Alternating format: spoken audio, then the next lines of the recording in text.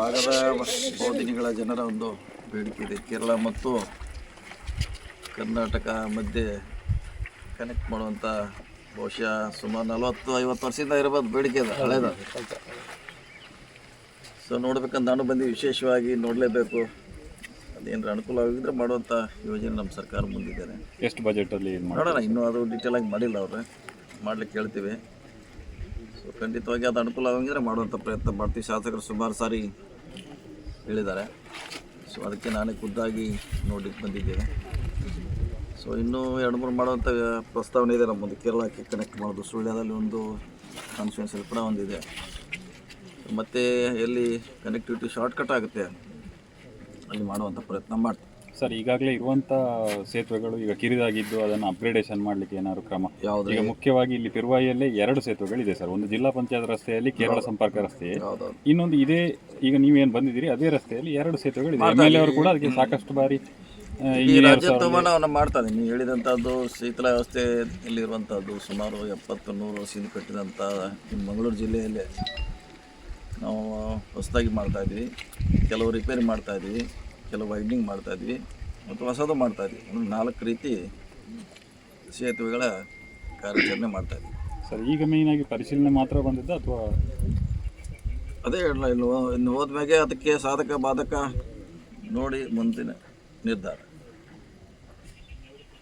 ಬೇರೆ ಏನಾದ್ರು ಈಗ ಹೊಸ PWD ಅಪ್ಗ್ರೇಡೇಷನ್ ಆ ಥರ ಏನಾದ್ರು ಈಗ ಜಾಸ್ತಿ ನಾವು ಬ್ರಿಡ್ಜಿಕ್ಕಿಂತ ಹೆಚ್ಚು ರಸ್ತೆಗಳ ಏನಾದ್ರು ಅಪ್ಗ್ರೇಡೇಷನ್ ರಸ್ತೆ ಮಾಡ್ತಾ ಇದ್ದೀವಿ. ಆದರೂ ಕೂಡ ನಾವು ಬ್ರಿಡ್ಜಿಗೆ ಜಾಸ್ತಿ ಒತ್ತು ಕೊಡ್ತಾ ಇದ್ದೀವಿ. ಯಾಕಂದರೆ ಲಾಸ್ಟ್ 20 ಇಯರಿಂದ ಮೇಜರ್ ಬ್ರಿಡ್ಜ್ ಯಾವುದೂ ತೊಗೊಳ್ಳಿಕ್ಕೆ ಆಗಿಲ್ಲ ನಮ್ಮ ಇಲಾಖೆಯಲ್ಲಿ. ಕಳೆದ ಸಾರಿ ಸುಮಾರು 128 ಚಿಕ್ಕದು ಮತ್ತು ಮಧ್ಯಮ ಲಾರ್ಜ್ ಸುಮಾರು ರಾಜ್ಯದಲ್ಲಿ 128 ಮಾಡಿದ್ವಿ. ಹೆಚ್ಚು ಕಮ್ಮಿ ಇದು ವರ್ಷ ಈ ಬಜೆಟ್ನಲ್ಲಿ ಕೂಡ ಅಷ್ಟೇ ಕೊಡ್ತೀವಿ. ಸೊ ಈಗ PWD ರಸ್ತೆಯನ್ನು ಬೇರೆ ಯೋಜನೆಗಳ ಮೂಲಕ, ಅಂದರೆ ಉದಾಹರಣೆಗೆ SHDP ಅಂತ ಯೋಜನೆಗಳ ಮೂಲಕ ಅಭಿವೃದ್ಧಿಪಡಿಸ್ಲಿಕ್ಕೆ ಕೊಡ್ತೀರಿ. ಇದರಿಂದಾಗಿ PWD ಕೂಡ ಸಂಕಷ್ಟ. ಅವರು ಕೂಡ ಇಂಜಿನಿಯರ್ಸ್ ಏನು ಇಲ್ಲಿಗೆ ಬಂದು ಅದನ್ನು ನೋಡದೆ ಕಾಮಗಾರಿ ಕೂಡ ಒಂದಷ್ಟು ಕಳಪೆಗಳೆಲ್ಲ ಆಗ್ತಾಯಿದೆ. ಹಿಂದಿನ ಅವಧಿಗಳಲ್ಲಿ ಆಗಿದೆ ಆ ಥರ ಇಲ್ಲ. ನಮ್ಮ ಅವಧಿಯಲ್ಲಿ SHDP ಭಾಳ ಚೆನ್ನಾಗಾಗಿದೆ. ಎಂಟೈರ್ ಸ್ಟೇಟಲ್ಲಿ ಬಹುಶಃ ಶಾಸಕರು ಮಾಡಿದ್ದಾರೆ. ಈಗ ಕೂಡ ಅಗೇನ್ ಮತ್ತೆ ಮಾಡ್ತಾ ಇದ್ದಾರೆ. 4 ಲೈನ್ಸ್ ಮಾಡಿದ್ದಾರೆ ಉಪ್ಪಿನಗಡಿಯಲ್ಲಿ. ಸೊ ನಮ್ಮ ಅವಧಿಯಲ್ಲಿ ಚೆನ್ನಾಗಿ ಕ್ವಾಲಿಟಿ ಮಾಡಿದ್ದೀವಿ. ಹಿಂದಿನ ನನಗೆ ಗೊತ್ತಿಲ್ಲ, ನಮ್ಮ ಅವಧಿಯಲ್ಲಿ ಚೆನ್ನಾಗಿ ಮಾಡ್ತಾ ಇದ್ದೀವಿ. ಕಬಕದಿಂದ ವಿಟ್ಲಕ್ಕೆ 22 ಕೋಟಿ ಇಟ್ಟಿದ್ದೀವಿ. ಅದು ಈಗ ಟೆಂಡರ್ ಆಗಿ ಪ್ರಾರಂಭ ಆಗಬೇಕು. 4 ಲೈನ್ ಮಾಡ್ತಾರೆ ಶಾಸಕರು. ಸೊ ಶಾಸಕರು ಕೇಳಿದಂಥ ಭಾಳಷ್ಟು ಯೋಜನೆಗಳನ್ನು ಕೊಟ್ಟಿದ್ದೇವೆ. ವಿಶೇಷವಾಗಿ ನಮ್ಮ ಸರ್ಕಾರ ಕಾಲು ಸಂಕ ಬ್ರಿಡ್ಜ್ಗೆ ಹೆಚ್ಚು ಒತ್ತನ್ನು ಕೊಟ್ಟಿದ್ದೀವಿ. ನಾವು ಮ್ಯಾಕ್ಸಿಮಮ್ ನಮ್ಮ ಸರ್ಕಾರದಲ್ಲಿ ಸುಮಾರು ಮಾಡಿದ್ದೀವಿ. ಈ ಬಜೆಟ್ನಲ್ಲಿ ಕೂಡ 300 ಫುಟ್ ಬ್ರಿಡ್ಜ್ ಕಾರವಾರದಿಂದ ಹಿಡಿದು ಚಾಮರಾಜನಗರವರೆಗೆ ಮಾಡುವಂಥ ಒಂದು ಯೋಜನೆ ಇದೆ. ಎಷ್ಟು ಅನುದಾನ ಸರ್?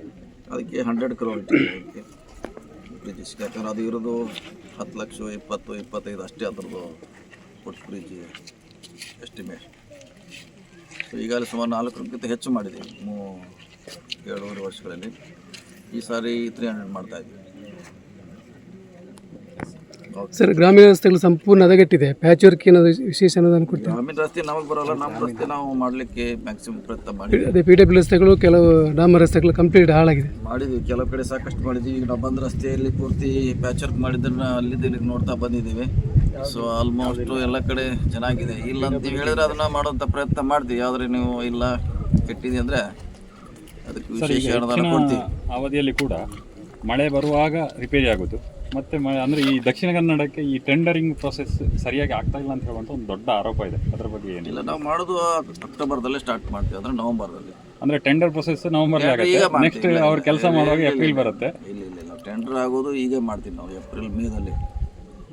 ಸೊ ವರ್ಕ್ ಆರ್ಡರ್ ಕೊಡ್ತೀವಿ, ಆದರೆ ಸ್ಟಾರ್ಟ್ ಮಾಡೋದು ನವಂಬರ್ ಡಿಸೆಂಬರ್ನಲ್ಲಿ. ಆ ರೀತಿ ಮಾಡ್ತೀವಿ. ಅಂತ ಇದರಲ್ಲಿ ಈ ಸಿಚುವೇಶನ್ ಅಲ್ಲಿ ಹೇಗೆ ಅನ್ನಿಸ್ತಾ ಇದೆ ಸರ್? ವ್ಯತ್ಯಾಸಗಳು ಏನಿದೆ? ಯಾವ್ದ್ರೆ? ಈಗ ಅಂದ್ರೆ ನೀವು ಈಗ ನಡ್ಕೊಂಡು ಬಂದ್ರಿ, ಈಗ ಹೆಚ್ಚಾಗಿ ನೀವು ವಾಹನದಲ್ಲೇ ಓಡಾಡುವಂಥದ್ದು. ಈಗ ಇಲ್ಲಿ ಕೂಡ ಬಂತು ಪ್ರೋಟೋಕಾಲ್ ಸಮಸ್ಯೆ ಬರ್ಬೋದು, ನಡ್ಕೊಂಡು ಬರ್ಲಿಕ್ಕೆ ಇಲ್ಲ ಅಂತ ಹೇಳುವಂಥದ್ದು ಕೂಡ ಬಂತು. ಅವ್ರು ಅಲ್ಲಿ ಶಾಲೆ ಹತ್ರದಿಂದಲೇ ತಿರುಗಿ ಹೋಗ್ತಾರೆ ಅಂತ. ಇಷ್ಟೊಂದು ಉತ್ಸಾಹದಲ್ಲಿ ಇಲ್ಲಿಗೆ ಬಂದಿದ್ದೇವೆ. ಬಂದದ್ದು ಏನು? ನಾವು ನಮ್ಮ ಅವಧಿಯಲ್ಲಿ ಒಂದು ಹೆಸರು ಮಾಡಬೇಕು, ಶಾಶ್ವತವಾಗಿ ಉಳಿಬೇಕು ಅನ್ನೋದು ನಮ್ಮ ಆಸೆ. ಸತೀಶ್ ಜಾರಕಿಹೊಳಿಗೆ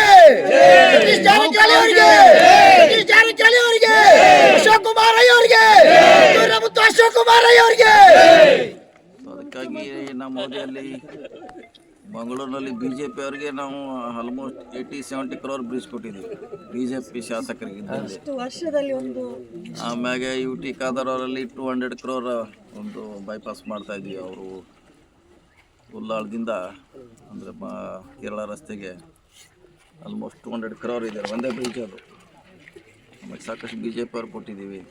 ಅಂದರೆ BJP ಅವರು ಸರಿಯಾಗಿ ರಸ್ತೆ ಕೂಡ ಅನುದಾನ ಬರೋದಿಲ್ಲ ಅಂತ ಹೇಳುವಂಥ ಅವ್ರು ಹೇಳ್ತಾರೆ, ಅದು ಹೇಳಲೇಬೇಕು, ಇಲ್ಲಾಂದ್ರೆ ಅವ್ರಿಗೆ ಓಟ್ ಹೆಂಗೆ ಹಾಕ್ತಾರೆ? ಹೇಳಬೇಕಲ್ಲ, ಹೇಳಲೇಬೇಕು. ಅದು ಇದು ಎಲ್ಲ ಪ್ರತಿ ಸಾರಿ ತಿಂಗಳಿಗೊಂದು ಸಾರಿ ಹೇಳಲೇಬೇಕು. ಅವರೇ ರಸ್ತೆ ಆಗಿಲ್ಲ ಅಂತಾರೆ, ಅವರೇ ಗುದ್ಲಿ ಪೂಜೆ ಮಾಡ್ತಾರೆ. ನೀವು ಪೇಪರ್ನಲ್ಲಿ ನೀವು ಹಾಕಿರ್ಬೇಕಲ್ಲ, ಅವರೆಲ್ಲ ಹಾಕಿದ್ರೆ ನೋಡ್ತೀರಿ, ಹೇಳ್ತಾರೆ, ಹೇಳಬೇಕಾಗಿರ್ತಿದ್ದೆ ಹೇಳ್ತಾರೆ. ನಮ್ಮ ಸರ್ಕಾರದಲ್ಲಿ ಹೆಚ್ಚು ಕೆಲಸ ಆಗಿದೆ, ವಿಶೇಷ ನಮ್ಮ ಇಲಾಖೆ ಒಳ್ಳೆ ಕೆಲಸ ಮಾಡ್ತಾಯಿದ್ವಿ. ಸರ್, ಈ ಥರ ಎಲ್ಲ ನಡ್ಕೊಂಡು ಹೋಗಿದ್ರಿ ಹಿಂದೆ? ಈ ಥರ ಎಲ್ಲ ಹೀಗೆ ಹೋಗೋದು, ನಾವೆಲ್ಲ ಹೋಗೋದು. ನಮ್ಮ ಫೋಟೋ ನೋಡಿರ್ಬೇಕಲ್ಲ, ಅಲ್ಲೆಲ್ಲ ಕೂತಿರ್ತೀವಿ, ಹೋಗಿ ನೋಡ್ತಾ ಇಂಥ ಫೋಟೋ ನೋಡಿದ್ದೀರಿ ನೀವು ಭಾಳಷ್ಟು. ಅದಕ್ಕೆ ನಮಗೂ ಗ್ರೌಂಡ್ ರಿಯಾಲಿಟಿ ಗೊತ್ತಾಗಬೇಕು. ಇವ್ರೇನೋ ಹೇಳಿದ್ರು ನಾವೇನೋ ಮಾಡ್ದು ಹಂಗೆ ಆಗ್ಬೋದು. ಅದಕ್ಕೆ ನೋಡ್ಲಿಕ್ಕೆ ಬಂದೀವಿ. ಅದಾದರೆ ಶಾಶ್ವತವಾಗಿ ಅವ್ರಿಗೂ ಅನುಕೂಲ ಆಗಿರ್ಬೋದು. ಇಂಥ ಮಂತ್ರಿಗಳಿದ್ದರು, ಶಾಸಕರಿದ್ದರು, ಬಂದಿದ್ರು ಇಲ್ಲಿ. ಇಂದಿರಾ ಗಾಂಧಿ ಬಂದ್ರೆ ತಿಳ್ತಾರಲ್ಲ, ಇದು ಇತಿಹಾಸ ಸರ್. ಇಲ್ಲಿಗೆ ಬಂದದ್ದು ಒಬ್ಬರು ಇಷ್ಟು ಸೀನಿಯರ್ ಮಿನಿಸ್ಟರ್, ಇಷ್ಟು ಒಳ್ಳೆಯವರು, ಇಲ್ಲಿವರೆಗೆ ನದಿವರೆಗೆ ಬಂದು ನೋಡಿ, ಇಷ್ಟುವರೆಗೆ ಯಾರು ಕೂಡ ಬಂದದ್ದು ಅಲ್ಲಿ ದೂರದಿಂದ. ನಾವು ಅಲಿಪ್ಯಾಡದಲ್ಲಿ ಇಳಿದಾಗ ಹೇಳ್ತಾ ಇದ್ರು ಇಂದಿರಾ ಗಾಂಧಿಗೆ ಅದು ಅಲಿಪ್ಯಾಡ್ ಮಾಡಿದ್ದು ಅಂತ. ಇಂದಿರಾ ಗಾಂಧಿ ಹೆಸರು ಬರ್ತದೆ ಹಂಗೆ. ಸರ್, ಇಲ್ಲಿ ಬ್ರಿಡ್ಜ್ ಆಗೇ ಆಗ್ತದೆ ಪೂರ್ಣ ವಿಶ್ವಾಸ ಇದೆ ಇಲ್ಲಿವರೆಗೆ? ನೋಡೋಣ, ನಾ ಎಲ್ಲೂ ಗ್ಯಾರಂಟಿ ಹೇಳೋಲ್ಲ. ನಾನು ಎಲೆಕ್ಷನ್ನಾಗ ನಾನು ಗೆಲ್ತೀನಿ ಅಂತ ಹೇಳೋಲ್ಲ. ಜನರು ಓಟ್ ಹಾಕ್ಬೇಕಂತ ಹೇಳ್ತೀನಿ. ನಾನು ಇದನ್ನು ಹಂಗೆ ಹೇಳ್ತೀನಿ. ನಾನೇನಿದ್ರು ಕೂಡ ಗೆಲ್ತೀವಿ ಅಂತ ಎಲ್ಲಿ ಹೇಳಿಲ್ಲ. ಜನರ ತೀರ್ಮಾನ ಅಂತ ಹೇಳ್ತೀವಿ. ನಮ್ಮ ವರ್ಕಿಂಗ್ ಸ್ಟೈಲ್ ಬೇರೆ, ಬೇರೆಯವ್ರ ವರ್ಕಿಂಗ್ ಸ್ಟೈಲ್ ಬೇರೆ. ಅವ್ರು ಕೆಲಸ ಮಾಡಿದ ಮೇಲೆ ಅದನ್ನು ಗೊತ್ತಾಗಿದೆ. 2-3 ತಿಂಗಳಂತ ನಿಮಗೆ ಗೊತ್ತಾಗ್ತಿದೆ. ನೆಕ್ಸ್ಟ್ ಉದ್ಘಾಟನೆಗೆ ಯಾವಾಗ ಬರ್ತೀರಿ? ನೀವೇ ಸಚಿವರಾಗಿ ಬರ್ತೀರಾ? ಅದು ಹೇಗೆ ಸರ್? ಯಾರಿದ್ರು ಸರ್ಕಾರ ಇರ್ತಾರೆ, ಸರ್ಕಾರದಲ್ಲಿರೋ ಮಂತ್ರಿ ಬರ್ತಾರೆ, ಸರ್ಕಾರದಲ್ಲಿರೋ ಮಂತ್ರಿ ಬರ್ತಾರೆ, PWD ಮಂತ್ರಿ ಬರ್ತಾರೆ. ಅವ್ರು ಯಾರು ಇರ್ಬೋದು, ಯಾರು ಇರ್ಬೋದು. ಇನ್ನೂ ದೊಡ್ಡ ಸ್ಥಾನಕ್ಕೆ ಹೋಗಿ ಬರ್ತಾರೆ ಇದನ್ನು ಉದ್ಘಾಟನೆ ಮಾಡಲಿಕ್ಕೆ. ಇನ್ನೂ ದೊಡ್ಡ ಸ್ಥಾನಕ್ಕೆ ಹೋಗಿ ಬರಲಿ ಅಂತ ನಮ್ಮೆಲ್ಲ ಆಶಯ.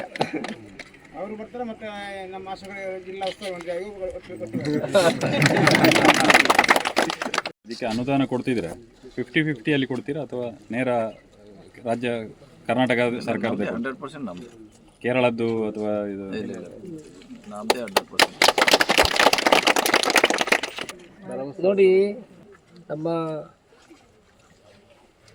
PWD ಮಿನಿಸ್ಟರ್ ಆದಂಥ ಸತೀಶ್ ಜಾರಕಿಹೊಳಿ ಅವರು ಇವತ್ತು ಪುತ್ತೂರಿಗೆ ಭೇಟಿ ಕೊಟ್ಟಿದ್ದಾರೆ.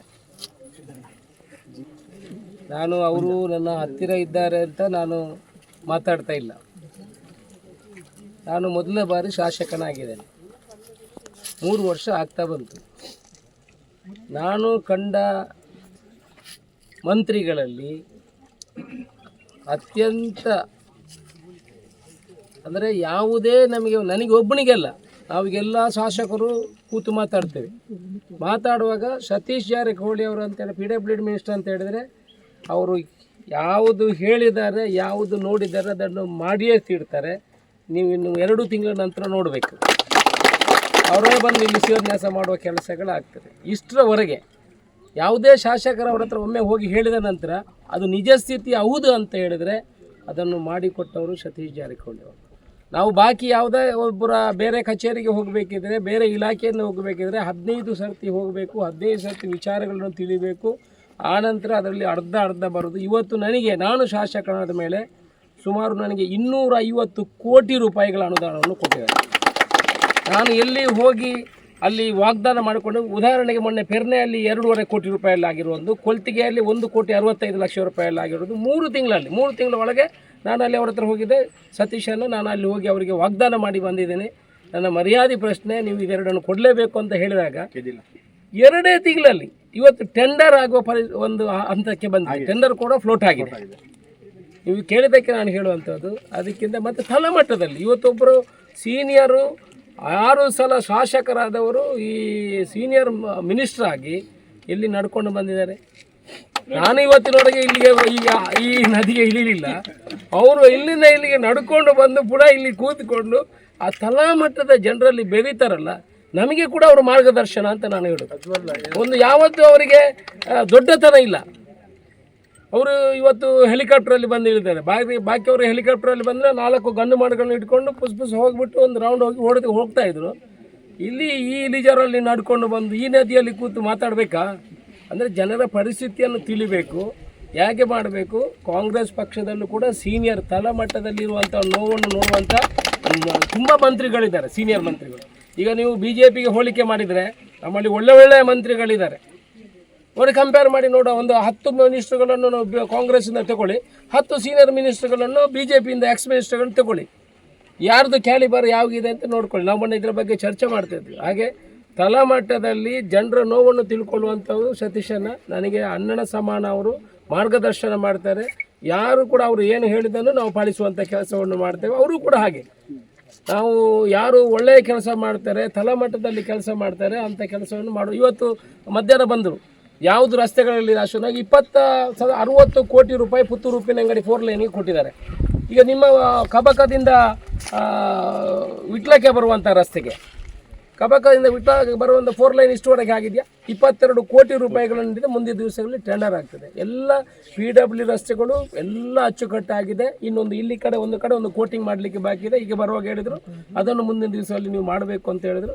ಗ್ರಾಮೀಣ ಪ್ರದೇಶದ ರಸ್ತೆಗಳನ್ನು ನಾನು ಒಪ್ತೇನೆ, ಹೊಂಡ ಬಿದ್ದಿದೆ, ಅದಕ್ಕೆ ಪ್ಯಾಚ್ ವರ್ಕ್ ಮಾಡುವ ಅವಶ್ಯಕತೆ ಇದೆ. ಮಳೆಗೆ ಮೊದಲು PW ರಸ್ತೆಗಳು ಎಲ್ಲ ಅಚ್ಚುಕಟ್ಟಾಗಿದೆ. One of the best road ನೀವು ನೋಡಿರ್ಬೋದು. ಒಳ್ಳೆ ರಸ್ತೆಗಳನ್ನು ಮಾಡುವಂಥ ಕೆಲಸಗಳು ಮಾಡಿ. ಈಗ ಬ್ರಿಡ್ಜು ಕೂಡ, ಎಷ್ಟು ಬ್ರಿಡ್ಜು? 12 ಕೋಟಿ ರೂಪಾಯಿಯ ಬ್ರಿಡ್ಜನ್ನು ನಮಗೆ ಸಿಗುವಂಥದ್ದಾಗಿದೆ ಮೊನ್ನೆ ಇದರಲ್ಲಿ, ಕಾಳು ಸಂಕ. ಹಾಗೆ ಎಲ್ಲ ಏನೇನು ಸರ್ಕಾರದಿಂದ ಬರ್ತದೆ ಯಾವತ್ತೂ ತಾರತಮ್ಯವನ್ನು ಮಾಡುವುದಿಲ್ಲ. ಈಗ ಹೇಳ್ತಾ ಇದ್ರು ವಿಟ್ಲಕ್ಕೆ ನಿಮಗೆ ನಿಮ್ಮ ಹತ್ರ ಹೇಳಿ ಸುಳ್ಯಕ್ಕೆ ಕೊಡಬೇಕು ಅಂತ. ಸುಳ್ಯದಲ್ಲಿ ಯಾರು MLA ಇರೋದು? ಇವತ್ತಿನಿಗೆ ಒಂದು ಸಲ ಆದರೂ ಕಾಂಗ್ರೆಸ್ MLA ವಿನ್ ಆಗಿದೆಯಾ? ಅವರು ಯಾವತ್ತೂ ತಾರತಮ್ಯ ಮಾಡೋಲ್ಲ. ಅವರು ಅಭಿವೃದ್ಧಿಯ ಪರವಾಗಿದ್ದಾರೆ. ನನ್ನ ಹತ್ರ ಬರ್ತಾ ಹೇಳಿದರು, ಅಶೋಕ್ ರೈಗಳೇ, ಅಭಿವೃದ್ಧಿ ಅಂತ ಹೇಳಿದ್ರೆ ಇಡೀ ಕರ್ನಾಟಕ ರಾಜ್ಯದ ಅಭಿವೃದ್ಧಿ. ಈ ಥರ ಕಲ್ಪನೆ ಉಳ್ಳವರು. ಕರ್ನಾಟಕ ರಾಜ್ಯದ, ನಾವು BJP ಕಾಂಗ್ರೆಸ್ ನೋಡುವುದಲ್ಲ, ಕರ್ನಾಟಕ ರಾಜ್ಯ ಅಭಿವೃದ್ಧಿ ಆಗಬೇಕು. ಆ ಮೂಲಕ ಇವತ್ತಲ್ಲಿ BJP ಬಂದರೂ ಬರುವ ವರ್ಷ ಅವರು ನಮಗೆ ಆಶೀರ್ವಾದ ಮಾಡುವ ಕೆಲಸಗಳಾಗಬೇಕು.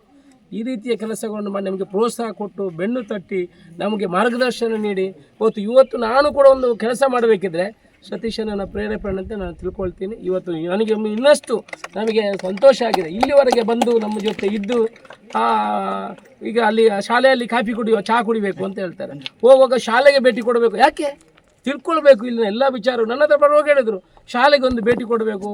ನಾನು ಇಲ್ಲಿ ನಮ್ಮ ಇವರು ಯಾವ ಶಾಲೆ ಇದೆ, ಅಲಿಕೆ ಶಾಲೆಗೆ, ಅಲ್ಲಿ ವಿಶಿಷ್ಟ ರೀತಿಯಲ್ಲಿದೆ, ಅದನ್ನು ತಿಳ್ಕೊಳ್ಬೇಕು ಅನ್ನೋ ವಿಚಾರವನ್ನು ಹೇಳಿದರು. ಹಾಗೆ ಎಲ್ಲ ಅವರ ಇಲಾಖೆಯಿಂದ ಹಿಡಿದು ಇಡೀ ರಾಜ್ಯದ ವಿಚಾರಗಳನ್ನು ತಿಳ್ಕೊಳ್ಳುವ ಪ್ರಯತ್ನ ಮಾಡುವ ಮುಖಾಂತರ ಬಡವರ ಕಣ್ಣೀರು ಒರೆಸು ರಾಜ್ಯದ ಅಭಿವೃದ್ಧಿಗಾಗಿ ಕೆಲಸ ಮಾಡ್ತಾ ಇದ್ದಾರೆ. ಅವರಿಗೆ ನಮ್ಮೆಲ್ಲರ ಪರವಾಗಿ ಧನ್ಯವಾದಗಳು, ಅಭಿನಂದನೆಗಳು ಎಲ್ಲವನ್ನು ನಾವು ನಿಮ್ಮ ಜೊತೆ ನಾವು ಯಾವಾಗಲೂ ಸಂತೋಷ.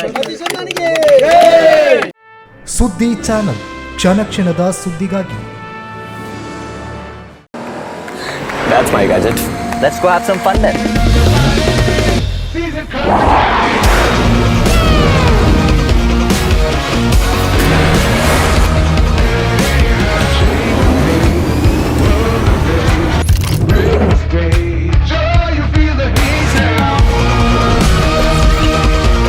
Introducing the hot and techy Brezza SCNG. Cool new SCNG tech for a cool new generation.